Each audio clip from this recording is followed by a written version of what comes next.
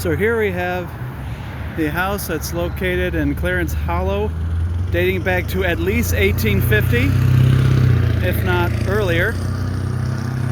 And we're just going to have a peek at the history of it, at least as seen from the outside. I'd like to get in closer and explore the interior, like the basement area, but I don't know if that's going to happen. Now the siding right here is latter day. It's about the early 1900s, or if we look further in, we will see another layer of siding from much, much earlier, into the 1800s. You can see some of the joint work there.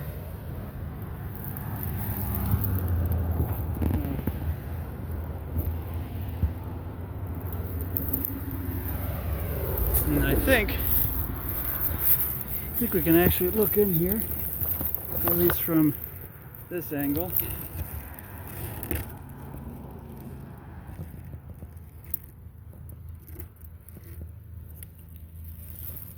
I don't know if that shows anything.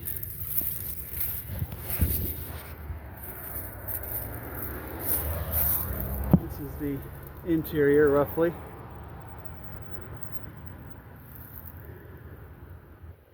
The wood members in there would suggest are hand-hewn and date back to the 1830s at least.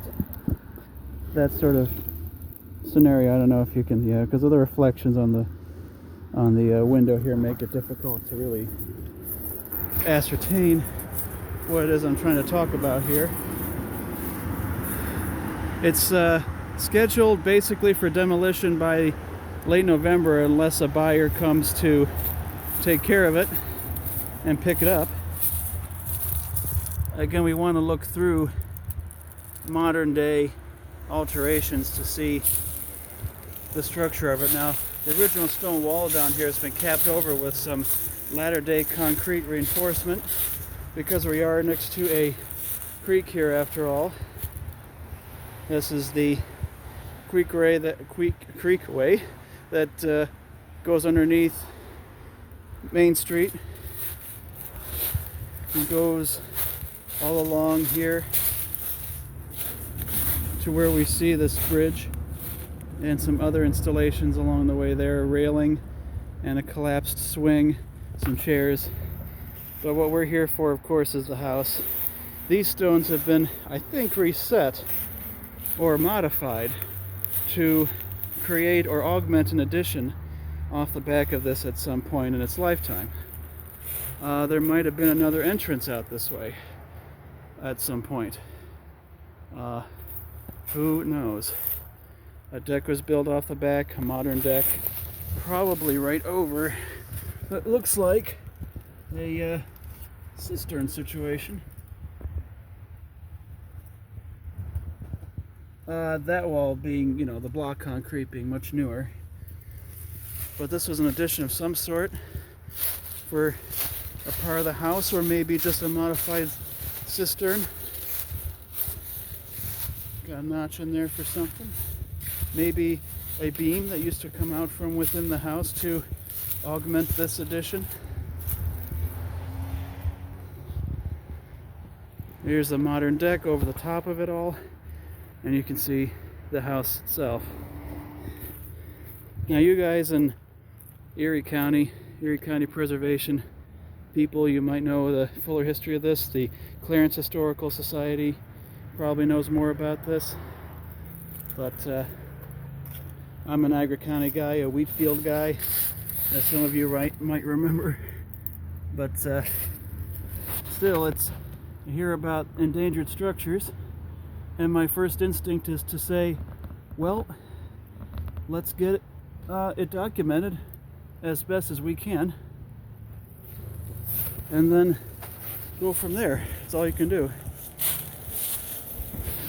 This has had a long 4-year-long odyssey coming here to this sad state. I mean, it's been gutted out, and there's no center beam line actually here. It's So it's very, very old. I would estimate at least the 1830s, if not earlier, and definitely German inspired. Look at the beams on the right and the way the boarding is above that. Easily that era. So it's a shame if something like this has to happen here, but that's the nature of things. The place had 4 years, I'm told, to get its act together, and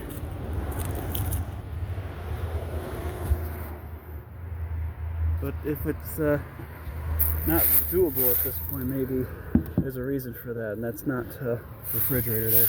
That's not my business exactly. There's the basement as far as I can see it. I'm trying to see if I can get a good view. See, there's the, that's probably one of the big wooden beams going across the top right there. Probably old beam construction. So I'll see what else I can glean from the photos I'm taking, but otherwise it's just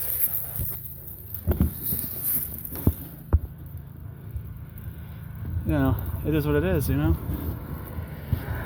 Hopefully someone will come in at the last minute and save it, but who knows? Hopefully someone will. This is Justin Higner, Wheatfield Town Historian, in Clarence, New York, for this lovely little historic house. Definitely a fixer-upper, but very much good for adaptive reuse. It looks pretty good overall, so we'll see.